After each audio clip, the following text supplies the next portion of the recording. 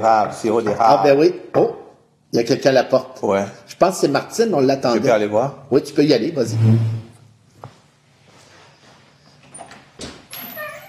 Oh, bonjour Martine. Bonjour. Ça va bien? Merci de me recevoir. Bonjour Martine, viens t'asseoir. J'ai plein de questions à vous poser. J'ai apporté mon petit livre pour prendre des notes. Oui? Oui, parce que là, je me fais la porte-parole de beaucoup de gens autour de moi. T'es venu nous mettre en boîte, là? Un petit peu, oui. Oh là là. Non, là, on fait ça entre nous, là. C'est juste parce que je veux être sûr des réponses quand j'ai des questions. Puis bien comprendre les choses. Ouais. OK. Là, Ça marche. on est dans l'année jubilaire. Yes. C'est ça, c'est une année de fête. Moi, dans ma tête, un jubilé, c'est une fête. Mais là, j'ai réalisé que en lisant là-dessus, puis surtout avec la lettre que tu as envoyée, Monsieur le chancelier. Le communiqué sur les indulgences? Oui, Ouais. ça fait un petit peu peur parce que Ah ouais? c'est vieillot un peu parler des indulgences. Je me souviens de ma grand-mère qui parlait de ça. Et là, je me disais, je peux pas croire qu'on ramène ça. C'est quoi l'idée? OK. OK. Ben, il faudrait commencer par parler peut-être un peu de ce qu'est un jubilé. Oui. Parce que chaque 25 ans dans l'Église, on célèbre une année spéciale qu'on appelle le jubilé, qui est une année de joie, hein, jubilons, exultons de joie, mais qui est aussi une année où on met un certain accent aussi sur le pardon, sur la réconciliation. Mais pas pour s'accabler, mais pour justement la joie de recréer le lien avec Dieu. Ça vient de la grande tradition juive où, pour renouer l'alliance, le peuple juif, chaque 50 ans, célébrait une grande fête où même les dettes étaient remises. On refaisait l'alliance avec Dieu, entre membres du peuple de Dieu, aussi on se réconciliait pour reprendre la route avec Dieu et ensemble comme peuple. Et en Église, on le célèbre, nous aussi, chaque 25 ans. Et cette année, 2025, c'est une année jubilaire avec comme thème « Pèlerin d'espérance ». Nous sommes des gens de l'espérance. Et justement, une de nos grandes espérances, et dans notre foi, c'est que Dieu veut toujours se réconcilier avec nous. Et c'est pour ça qu'on parle beaucoup du pardon des péchés, parce que le péché, c'est pas manquer à une loi, c'est briser notre lien d'amour avec Dieu, une rupture dans l'amour avec Dieu. On est en relation avec un Dieu d'amour, et puis alors on pose des gestes qui peuvent faire des coupures dans cette relation d'amour-là. Et notre grande joie, c'est de refaire ce lien avec Dieu pour être pleinement dans l'amour de Dieu. Alors c'est ça aussi un jubilé. Et c'est ça aussi le pardon des péchés, cette joie de refaire le lien d'amour avec Dieu, se réconcilier. Donc, une année jubilaire, c'est une année de joie. Oui. Donc, on parle du péché, mais on parle d'indulgence aussi. Ça va nous amener plus de joie, parlons. l'indulgence. Je vais un peu faire du pouce sur ce que mon Seigneur vient de dire là, de façon concrète. Oui, s'il vous plaît. J'imagine par exemple que dans un couple, ça ne va plus bien entre les deux conjoints, qu'il y a une blessure quelque part, qu'il y a un manquement à l'alliance matrimoniale. C'est sûr que l'ambiance est polluée, là, ça devient compliqué. OK. Mais quand ils font le cheminement, ils arrivent jusqu'au pardon, j'imagine qu'ils vont vraiment s'embrasser, c'est la joie, tant pour eux que pour toute la famille et les enfants. Donc le pardon, qui est pardon de péché, a quelque chose à voir avec la joie enfin retrouvée. Les cœurs qui s'unissent enfin. Des amis qui, par le passé, s'entendaient bien. Et puis à un moment donné, il y a un manquement qui vient briser ce lien d'amitié. Mais quand ils font le cheminement, ils arrivent jusqu'au pardon et que les amis retrouvent ce lien d'antan-là, j'imagine quel baume ça doit être pour le cœur. Donc la même chose dans notre relation avec le Seigneur. Donc il ne faut pas voir le péché dans sa dimension un peu de manquement, de tristesse. Non. Mais c'est l'au-delà du péché, c'est ce pardon-là qu'on reçoit et qui fait éclater en cette année jubilaire-là. Donc si je veux retrouver ma joie et donner de la joie à Dieu, c'est de me laisser aller à la réconciliation avec lui. Et comme il dit, il y a plus de joie au ciel pour un pécheur qui se convertit que pour 99 justes qui n'ont pas besoin de conversion. Donc, là, on a parlé de péché, de pardon du péché. Ça, c'est le sacrement du pardon, sacrement de la réconciliation. Oui. C'est quoi l'indulgence? Faut faire ça en plus? C'est pas assez aller... Ben, est-ce que ce n'est pas un plus, c'est un prolongement dans la manifestation, je dirais, de la miséricorde de Dieu. C'est un plus. Ouais. On continue de cheminer dans cette démarche-là de pardon. Et l'exemple que j'aime souvent donner pour parler d'indulgence, c'est... je parle souvent des séquelles du péché. Mais pour mieux comprendre, parlons plutôt des séquelles d'une maladie, par exemple. Ah oui, bien ça, je connais ça. Ah, les c'est maladies. ça. Oui. Tu as travaillé dans le domaine de la santé. C'est ça, Voilà. c'est ça, il y en a. Alors, tu tombes malade, tu pognes, comme on dit en bon québécois, Ouais. tu pognes un bon virus là qui te déstabilise, qui détruit ton système, en tout cas, et t'affecte. Tu vas à l'hôpital, on t'examine, on diagnostique, on sait de quoi tu souffres, il y a le médicament pour te guérir, Ouais. pour te soigner. On t'administre le médicament. Mais après ça, il y a l'après-maladie qu'on appelle les séquelles. Le médicament que tu prends ne guérit pas ça. Alors ça prend d'autres choses que le médecin te prescrit, peut-être aller marcher, respirer profondément, boire beaucoup d'eau, ne pas aller tardivement au lit. Les saines habitudes de vie. Les saines habitudes de vie. Ça, on dit ça, ouais. Alors, sur le plan spirituel, je pense que ça aussi, c'est applicable. OK. Le péché, on peut le prendre comme cette maladie-là. OK. Et pour guérir de cette maladie, on nous demande d'aller à la confesse. Et puis nous allons là-bas pour dire ce que nous avons fait de mal. Et le prêtre nous donne l'absolution. Et là, on est pardonné pour vrai. On est pardonné pour vrai. Alors, le médicament, on le prend. Oui, on le prend. On est vraiment pardonné. On est pardonné. Mais il y a quelque chose que j'ai trouvé dans notre beau livre, là. Le catéchisme de l'Église catholique, là. Oui, oui, C'est oui. dit quelque part ici. On dit, l'absolution enlève le péché, mais elle ne remédie pas à tous les désordres que le péché a causés. Ah, donc il y a quelque chose qui reste. Oui, par exemple, un péché où on brise une relation avec quelqu'un, on peut pardonner, mais il reste toujours des séquelles peut-être d'un manque de confiance envers la personne, ou même ça peut créer en toi une difficulté peut-être à aimer d'autres personnes parce que tu as été blessé dans ta confiance. Alors, il y a toujours des séquelles qui peuvent rester du péché.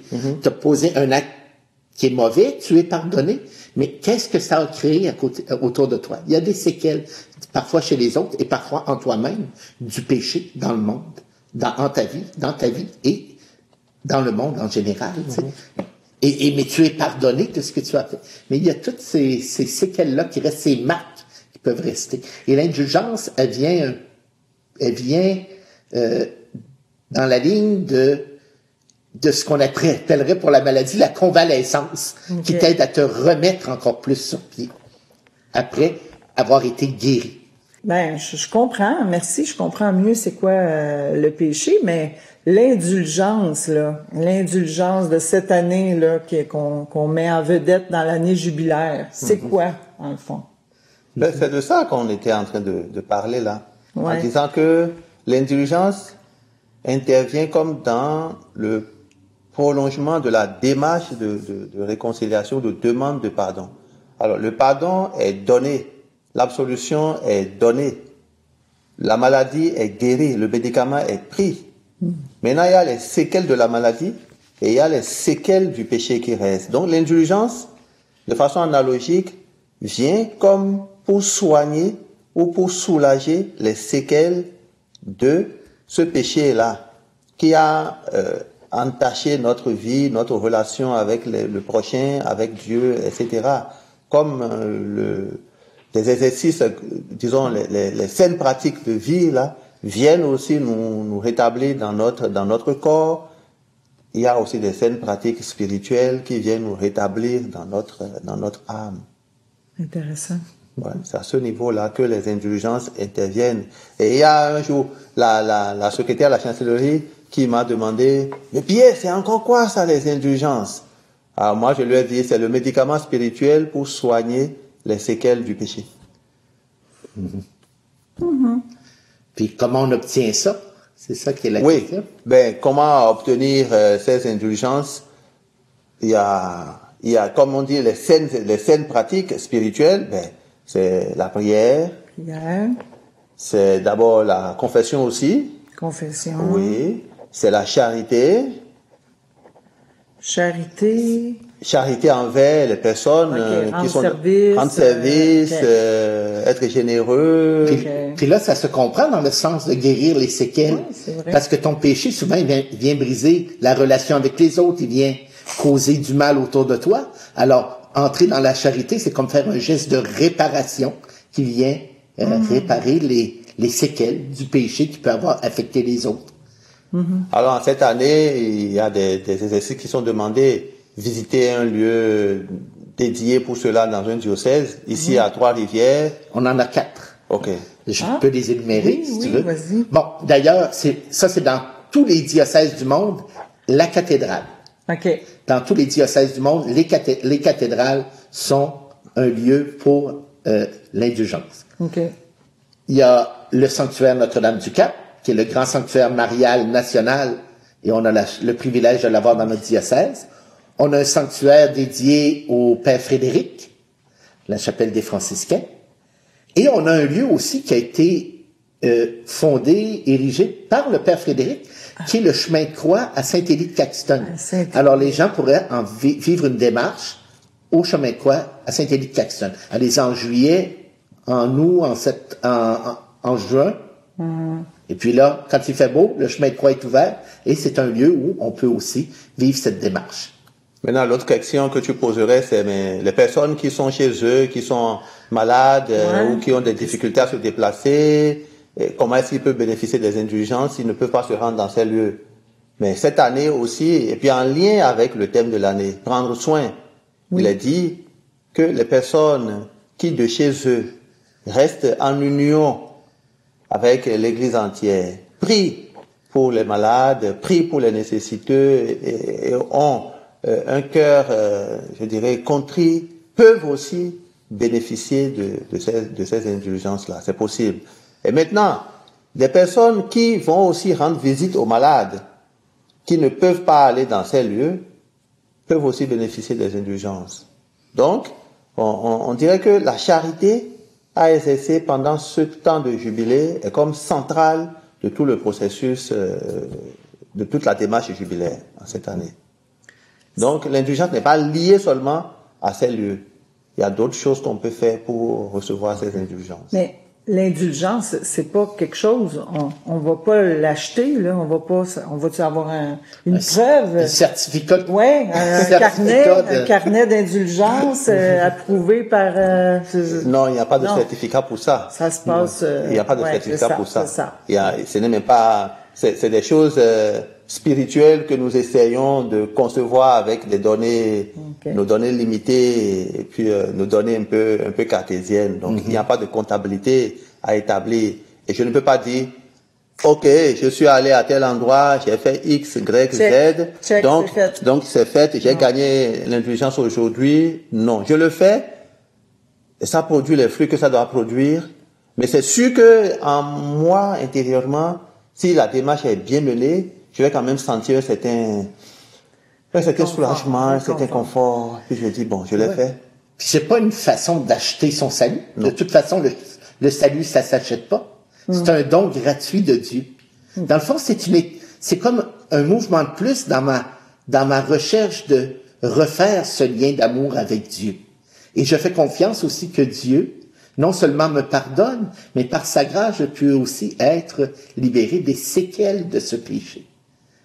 Par ce plus dans ma démarche. C'est un prétexte, dans le fond, qu'on se donne. Ouais. OK, ce matin, je pars, je m'en vais au sanctuaire, j'assiste à la messe, si un prêtre, je vais me confesser, tout ça. Donc là, je peux me dire à la fin de ma journée...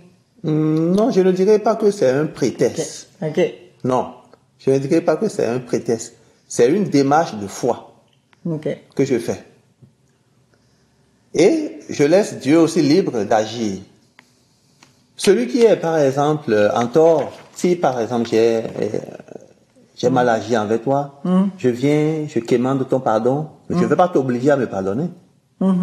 Donc je fais la démarche que j'ai à faire, libre à toi maintenant de m'accorder le pardon ou pas. Donc la demande même d'indulgence là, dans tout ça, on laisse encore Dieu libre. Et ça nous permet de quitter la conception automatique des indulgences en disant j'ai fait le pèlerinage, je me suis confessé, j'ai communié, j'ai prié pour le pape, et donc tac, la liberté de Dieu dans tout ça, ça n'existe plus. Donc je te demande pardon, je te laisse libre de m'accorder le pardon. Si tu me le donnes, je serai très heureux et je serai reconnaissant avec toi, c'est tout. C'est la différence par rapport à anciennement. Tu sais, quand je disais que c'était vieillot, je pense qu'avant, il y avait comme des critères, là. Tu te dis un chapelet, t'as tant d'indulgence, tu vas visiter. Moi, j'ai entendu beaucoup les gens dire, je suis allé visiter une personne âgée, je m'achète des indulgences. C'était comme, mais c'est comme une autre façon de voir ça aujourd'hui. Ouais, c'est comme dans la perception même du péché aussi. Ouais.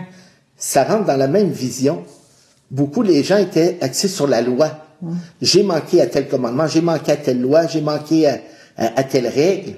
Donc, je demande pardon pour ça, pour avoir manqué à la règle. Alors que le péché, c'est pas ça. Le péché, c'est de voir, oui, j'ai peut-être fait un manquement à une règle, mais c'est pas le manquement à la règle qui est le premier principe, c'est que j'ai brisé ma relation d'amour. Je suis d'abord dans une relation d'amour avec Dieu. C'est ça. Alors le péché est à prendre dans cette ligne-là et le pardon est à prendre dans cette ligne-là. Dieu m'accorde parce qu'il m'aime, m'accueille. Et l'indulgence, c'est la même chose. C'est pas parce que je fais ci, ça, que je force la main de Dieu. Au contraire, c'est dans sa liberté qu'il vient même en moi, dans cette relation d'amour-là, même enlever les séquelles de ce péché dans ma vie. Dans cette relation d'amour. Mais pas, alors c'est pas un automatisme, je le fais, je l'ai. Parce que là, on est dans la comptabilité, on est dans peut-être même dans le chantage avec Dieu, dans la manipulation de Dieu. Non. C'est tout ça c'est fait dans une relation libre d'amour, moi envers Dieu et Dieu envers moi. Et nous ensemble. Puis ça, c'est beaucoup des discussions qui ont eu lieu dans la Bible. Est-ce que ça parle de ça? Les indulgences, le pardon, c'est quoi? Y a-tu des... Il y a des exemples. On parle du pardon partout dans la Bible. Oui, là. Hein, c'est ça. Il y a plein de psaumes qui parlent de Dieu qui pardonne et la joie du pardon. Il y a des textes de la Bible sur le pardon. Un thème beaucoup, on le sait, c'est le Fils prodigue. Mais qui nous parle de ça, de ce Dieu qui est tellement ouvert, qui ouvre les bras à son Fils. Et Pierre pourrait peut-être nous expliquer, il y a quelque chose de beau qui parle un peu de l'indulgence dans comment se passe la relation du Père et du Fils qui revient et comment, avant la fête, il y a quelque chose qui explique un peu, qui pourrait nous aider à comprendre une analogie de qu'est-ce que c'est l'indulgence. Oui, avant de faire le lien avec ce test-là de l'enfant prodigue, mais parlons un peu de la notion de temps. Oui. Oui, parce qu'on dit, de temps. Parce qu'on dit combien de temps je vais passer au purgatoire, puisque la notion d'indulgence a quelque chose à voir avec le purgatoire. Le purgatoire où on est complètement lavé, complètement purifié pour pouvoir aller à la fête, là. Alors, ça va durer combien de temps? Mais on est dans l'éternité. Il n'y a plus de notion de temps dans l'éternité. C'est dans ce monde-là qu'on parle du passé, du présent et du futur, mais dans l'éternité, il n'y a plus ça. Il y a juste il y a l'éternité, puis c'est tout. La permanence. Il y a la permanence, oui. Okay. Alors, donc, combien de temps on va passer là-bas? On ne sait pas. Maintenant, pour un peu aborder la notion de purgatoire un peu dans la parabole de l'enfant prodigue, en lien avec les indulgences, tu vois, l'enfant prodigue, là, il était dans la maison de son père, et puis il a décidé de partir. C'est comme disait mon Seigneur, rompre l'alliance. Il dit, je n'ai plus rien à faire avec mon père, je m'en vais, je veux pas mon indépendance, je suis libre. Et puis il s'en va. La vie est devenue difficile pour lui. Et ça nous apprend que notre vie sans relation... Tant pis. C'est ça, mais notre vie sans relation avec Dieu devient une vie chaoteuse, une vie difficile. Et la démarche de l'enfant prodigue est pour nous aussi un enseignement. dans sa situation-là, où il n'en pouvait plus, il dit non. Il prend conscience, il fait son examen de conscience et il dit, je reviens chez mon père et je vais lui demander pardon. Alors le texte nous dit, de très loin, quand il revenait, son père l'a vu et il est même allé à sa rencontre. Le fils a dit, je ne mérite plus d'être appelé ton enfant. Mais le père n'a pas laissé le fils faire son discours et tout, il l'a embrassé et il lui a pardonné, là.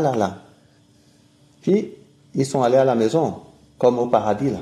Donc, ça, cette première étape-là... C'est le pardon. Ça serait le pardon. Ça serait le pardon. OK. Maintenant, avant de passer à la fête, rappelez-vous que l'enfant, il est allé travailler dans une porcherie. Ouais. On l'avait embauché pour être dans une porcherie. Il devait être sale et tout. Mais le père a demandé qu'on le rende propre, qu'on lui mette des sandales, un beau vêtement. Avant. Donc, c'est une façon de le purifier, de le rendre un peu plus propre pour aller s'asseoir à la fête, pour que ce soit plus digne. Donc, Dieu nous veut à un niveau quand même, je dirais, plus élevé que là où le péché nous a mis. Donc, cette façon de le rendre digne de la fête, là, pour moi, c'est un peu le passage par le purgatoire, purifier cet enfant, le laver, le rendre propre, pour qu'il s'asseye autour de la table pour la fête. Donc, il est pardonné, mais on enlève même les séquelles de ce qui restait. Oui. Pour qu'il ait le vêtement de fête. Son péché l'a amené dans les porcs. C'est un juif, hein. Les juifs, avec la relation des juifs au porc, le porc c'est un animal impur. Donc, si on dit même que le juif est allé nourrir les porcs, c'est qu'il est descendu, il est descendu vraiment bas, là. OK. Voilà. Mais pleinement pardonné, pleinement embrassé par son père, mais il faut maintenant lui mettre l'anneau au doigt, le vêtement de fête. Donc, ce fils-là, c'est comme moi qui demande pardon, puis qu'après ça, l'indulgence, c'est de me faire nettoyer et mettre... Oui, l'indulgence c'est fort dans mon magazine. Ça te rend clean et puis... Oui, c'est ça. C'est ça. Et là, la question de temps est un peu compliquée. On parle de processus d'étape. On peut toujours... C'est ça, Pierre le disait, on analyse des réalités hors du temps, mais seulement avec les mots, puis les images, puis les notions qu'on a, qui, pour nous, qui sont liées au temps, parce qu'on est des gens physiques qui vivent dans le temps, des créatures. Donc, le purgatoire, c'est le temps avant d'avoir l'indulgence. Oui, c'est un passage. Non, c'est un passage pour aller au paradis. OK. Ou c'est un passage pour commencer maintenant la fête éternelle. Donc, prier pour les âmes du purgatoire. Oui. C'est leur permettre, c'est leur permettre de quitter, d'enlever les saletés, les tâches du porc, en tout cas, entre guillemets, d'enlever les saletés, et puis, d'aller s'asseoir à la table pour commencer à festoyer. Et l'indulgence, c'est une façon de vivre ce processus de mettre, d'être purifié, de mettre l'habit de fête, l'anneau au doigt. On ne sait pas si on t'embrouille davantage ou si on t'apporte quelques lumières. Ouais, je sais pas si j'ai le goût qu'on parle du frère dans cette... Qui est le frère aîné? Oui. Oh. Ben, par rapport au frère aîné, pour moi, c'est assez simple, là. Moi, l'image du frère aîné me permet de dire que Dieu est bon pour tous ses enfants. Il les accueille dans leur état. Et il ne veut pas les laisser dans cet état-là. Il veut les amener à un plus. Le fils aîné était dans la maison du Père, qu'on peut appeler le paradis. Être avec Dieu, c'est être au paradis. Ça, c'est être avec Dieu. Mais le plus jeune, lui, il a rompu le lien, il est parti. Mais quand il est revenu, son père l'a encore accueilli pour qu'il soit avec lui. Donc, pour qu'il soit dans la maison. En temps, on nous dit que le fils aîné allait au champ. Bon, ça, entre guillemets, aller au champ, là, ça reste à être interprété. Donc, il est sorti quand même de la maison pour aller au champ. Et c'est en revenant qu'il voit que, il y a fête. Et il dit, qu'est-ce qui se passe? On dit, mais c'est ton frère qui est rentré, et puis ton père est en train d'organiser la fête. Il dit que lui ne rentre pas. Il dit, tellement qu'il dit à son père, il dit, ton fils. Que voilà. C'est plus mon frère. C'est plus mon frère. Ton fils. Et le père lui dit, ton frère. Il faut peut-être lire ce texte là avec cette tonalité-là. Ton fils, ton frère. Alors, Et le père sort le supplier pour dire, c'est ton frère qui est revenu, nous sommes en train de fêter, viens fêter. Et il dit non. Alors c'est là que moi je dis, pour la notion du ciel, là, c'est moi qui décide d'aller ou de ne pas aller. La porte m'est ouverte par Dieu. Ah, Ben oui. c'est bon, ouais. Est-ce que j'accepte de me considérer comme un frère Ouais. et comme un fils? Parce que dans la parabole, on voit le frère, il dit, moi j'étais au champ, j'ai travaillé pour toi, j'ai fait ci, j'ai fait ça. J'ai jamais tué le veau gras. pour mes amis. Puis Oui, mais il dit, mais il dit, je faisais ci pour toi, je travaillais. C'est comme si après ça, le père lui répondait, oui, tu as toujours été avec moi, tu es mon fils. Mais lui, il est en train de réagir comme s'il était un employé de son père. Il agit pas comme, il a même pas l'attitude d'un fils Ça, qui c'est se reconnaît beau. fils de son père. Ça c'est beau. Alors qu'il était toujours là. Vous allez constater que dans la parabole, le fils prodigue qui est parti, il dit, je vais retourner chez mon père. Et je lui dirai, Père, j'ai péché contre le ciel et envers toi. Et il dit, je ne mérite plus d'être appelé ton fils, mais traite-moi comme l'un de tes ouvriers. Quand il est revenu, le père ne l'a pas laissé prononcer cette phrase-là. Parce que Dieu veut qu'on soit dans une relation de fils avec lui, non de serviteur, de comptabilité. J'ai fait ci pour toi pour avoir ci, je fais ça pour toi pour avoir ça. Non, non, non. On est dans l'amour, là, avec le... Et le fils aîné, il calcule sa relation avec son père Ouais. comme un employé parce le travail qu'il a fait. Alors, au lieu d'être dans la relation de gratuité à laquelle on est invité avec Dieu. Et c'est pour ça aussi, même dans la question des indulgences, c'est pas une affaire qu'on achète, c'est pas une affaire automatique, parce qu'on se situe pas dans une vision d'un employé qui a des tâches à remplir envers un employeur, mais on se situe dans une relation de fils et de fille face à un père qui nous aime. On peut pas forcer la main, mais on sait que lui, dans notre foi, est le Père qui nous accueille toujours. Est-ce que moi j'ai l'attitude de m'ouvrir et d'accueillir cet amour-là en reconnaissant les difficultés que j'ai à vivre moi-même l'amour et que il m'arrive de briser cet amour, mais dans la confiance qu'il m'accueille toujours. Intéressant. Vivre tout avec amour, je pense que ce devrait être la norme. Ce devrait être ce qu'on va rechercher. Ouais. Il y a un danger qui nous guette, là, en tant que chrétien et chrétienne. C'est le danger de penser être dans le devoir. Ouais. Ah, je vais faire mes Ça devoirs. compte-tu? Oui, Si donc je vais là, je vais ça pas compte-tu? faire. Je vais faire ma prière du matin. Ouais. Je vais réciter mon chapelet. Je vais faire mon chemin de croix. Je vais aller à la messe du matin. Je vais aller à la messe du dimanche. Attention, si le cœur n'y est pas, si c'est pas fait avec amour, il y a un gros point d'interrogation. Ouais. Oui. Pour ne pas être seulement dans le devoir. D'ailleurs, il y a un texte fameux là-dessus dans l'Évangile. Ce n'est pas celui qui dit « Seigneur, Seigneur », mais celui qui fait la volonté de mon Père. Et la volonté du Père, c'est justement cette volonté que nous vivions dans l'amour. Parce que c'est le seul commandement que le Christ nous a laissé. Aimez-vous les uns les autres. Alors, c'est pas de se tourner seulement crier vers le Seigneur, mais c'est d'entrer réellement, faire la volonté du Père. C'est que nous soyons ses fils et ses filles dans cette relation amoureuse et d'intimité avec lui. C'est beaucoup plus positif que ce que j'avais au départ. On a évolué un On peu. a évolué. Bon, ouais. c'est bien. Oui, oui. J'aurais droit à mon sirop d'érable. Oui, c'est ça. Ton petit cœur en sucre. Oui.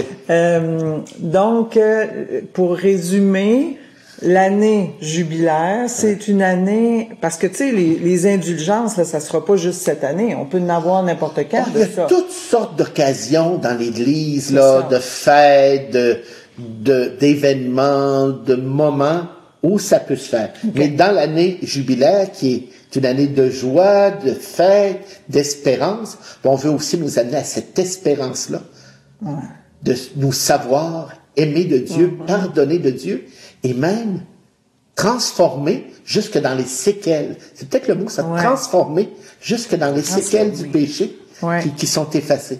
Et ça, on peut le faire à ce moment-là. Mais il y a toutes sortes d'autres occasions. J'ai en tête là, une fête ou l'autre là, où ça peut arriver dans l'année. Mais au moins cette année, on Ouais. dit, on met le focus là-dessus. Oui. Pour avoir une indulgence, il y a différentes façons, c'est ça, hein? On a dit tantôt la messe, aller dans les lieux. la confession, puis les lieux, Ouais. ici dans le diocèse, prier pour le pape. Ouais. Donc, si on fait tout ça, c'est pas obligé d'être toute la même journée, là. on peut, oui, c'est ça. Ouais. Si on fait ça dans l'intention de guérir, d'être en convalescence de nos péchés qu'on sera allé à la confesse avant, là. C'est ça. Donc, ça peut être quelque chose qui soit positif, là. Oui, il y a quelque chose que je voudrais ajouter, là. Oui. C'est, au fait, les indulgences, ce n'est pas un dogme. On n'est pas obligé de... Ça ne fait pas partie de notre credo, là. Mais c'est des exercices que l'Église, dans sa bonté, nous propose pour aller puiser dans le trésor d'amour et de miséricorde de Dieu. Ce qui nous a sauvés, ce n'est pas les indulgences. Ce qui nous a sauvés, c'est la passion, mort et résurrection de notre Seigneur Jésus-Christ. Donc c'est ça qui nous a sauvés. Et les trésors de cette grâce-là nous sont donnés par la passion, la mort et la résurrection du Christ. Donc c'est là, et on va puiser là-dedans. Maintenant, si je veux, j'y vais. Si je ne veux pas, je n'y vais pas. C'est toujours comme l'enfant, l'aîné là. Donc viens puiser, j'y vais, je puise. Mais si je ne veux pas, je suis libre encore. Mais c'est une belle chance qu'on a. Ah oui, c'est un plus cette année. C'est un plus cette année, c'est une opportunité qu'on a, c'est un beau trésor. Et il faut, t'as bien fait de venir pour qu'on en parle un peu. Parce qu'il faut comprendre pour mieux vivre. Si on ne sait pas, on peut rester dans les préconçus ou les arrière-pensées, puis on est bloqué par rapport à la beauté de ce qui nous est proposé. Un médecin qui te soigne et qui te laisse à tes séquelles, il n'est pas bon. Mais s'il te soigne et puis il te propose des choses pour que tu puisses mieux te porter, vivre ta convalescence et te sentir mieux, ce serait parfait. J'ai un secret que je veux livrer, mon Seigneur. Oui. Mais oui, quand il était en Amazonie, il a souffert de la malaria. Oui. Et il emporte les séquelles. Oui. Ça fait qu'aujourd'hui, il peut pas boire beaucoup d'alcool. Quand il prend deux verres de vin, là, et c'est compliqué pour lui. C'est compliqué, parce que mon foie est demeuré fragile depuis le temps. Alors, j'ai une séquelle, mais je sais ce qu'il faut faire pour que cette séquelle-là ne m'affecte pas trop. Voilà. Alors, s'il prend 2 verres de vin, c'est la limite. C'est limite. Donc, sur le plan de la foi, quand on se connaît et on sait comment on est affecté, quand on dit se priver, s'abstiner, c'est pour aller mieux. C'est pour ne pas tomber encore dans les effets de la maladie. Voilà, c'est ça. Alors, merci beaucoup. Merci. J'ai pris des notes, mais j'espère être capable de répondre aux autres, là, à leurs questions au moins. Mais ce que j'en retiens vraiment, c'est le trésor d'amour. On est invité à aller puiser dans le trésor d'amour de Dieu. Je trouve que c'est vraiment positif, puis profitons-en cette année. C'est ici dans notre diocèse, mais c'est partout. C'est partout dans l'Église. Partout dans l'Église, partout à travers le monde. À travers le monde. Il y a ça, ok, c'est ça. Donc, je vous remercie beaucoup. Merci pour ta démarche. Si tu as d'autres questions... Certainement, je vais venir cogner. Oui, peut-être avec la pastorale...